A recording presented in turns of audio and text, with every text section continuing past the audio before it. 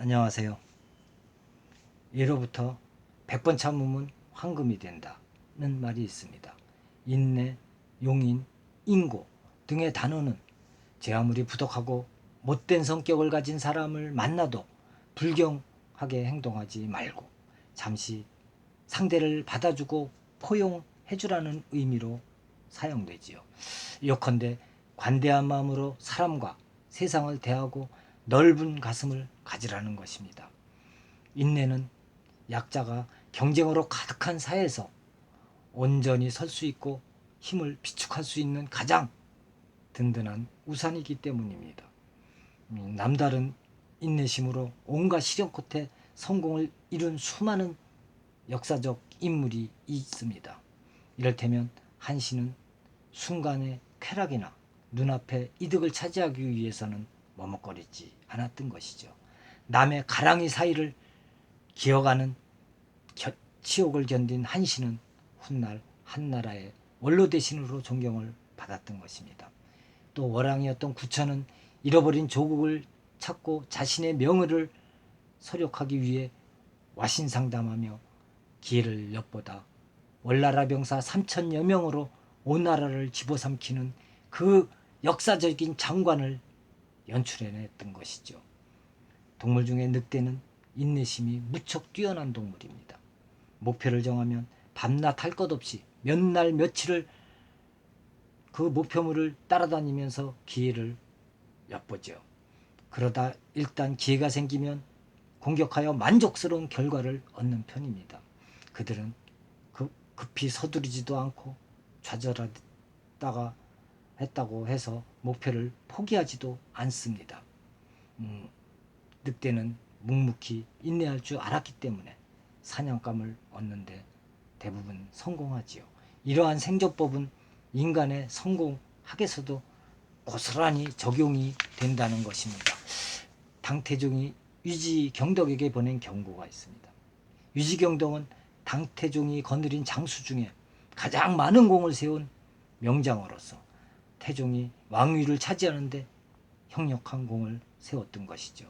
그러다 보니 유지경덕은 자신의 공을 앞세워 남을 무시하고 거들먹거리기 일쑤였습니다. 어느 날 태종은 대신들을 초대해 연회를 베풀었습니다. 물론 그 자리에는 유지경덕도 초대받았죠.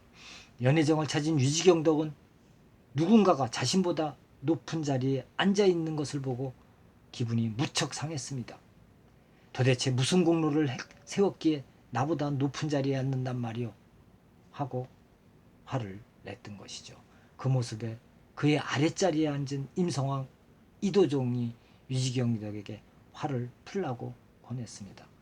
하지만 유지경덕은 임성왕의 충고를 무시하는 것도 모자라 거칠게 주먹을 휘둘렀습니다. 난데없이 날아오는 주먹에 얼굴을 맞은 이도종은 눈이 멀고 말았죠. 난투극을 지켜보던 태종은 크게 역정을 내며 연회를 중지시킨 뒤 유지경덕에게 경고를 했습니다. 과인은 그대와 함께 영원히 부귀영화를 누리려 했으나 그대는 관리가 된 뒤로 수차례 법을 어겼네. 한신, 팽어리, 고깃덩어리 신세로 전락한 게 항고조 유방의 잘못이 아니라는 걸 이제야 알겠군. 서리발처럼 차가운 태종의 일갈에 유지경덕은 식은땀을 뻘뻘 흘렸습니다. 그 후 유지경덕은 양보하고 자신을 단속하는 법을 배웠던 것이죠. 당태종이 차지한 강상 중 절반은 유지경덕의 손에 의해서 나온 것이라고 해도 과언이 아닙니다. 조정에서 어느 누구도 상대할 수 없을 만큼 지대한 공로를 세웠지만 유지경덕은 인내할 줄 몰라 자멸하고 말았던 것이죠. 당태종의 말 한마디로 유지경덕은 자신을 낮추고 인내해야 한다는 가르침을 깨달았던 것입니다. 삶은 우리의 기대와 달리 녹록지 않습니다. 모든 것이 내 마음 같지 않다는 것이죠. 하지만 사회에서 일어나는 그 수많은 불공정한 일을 받아들여야 하는 거 아니겠습니까? 다른 사람을 원망하고 사회를 미워할 바에는 자신의 재능을 입증할 수 있도록 시간과 노력을 투자하는 편이 더 현명하지요. 그저 남의 탓만 하다가 눈앞에 온 기회도 잡지 못한 채 평생 비극적 운명에 시달려야 할지도 모릅니다.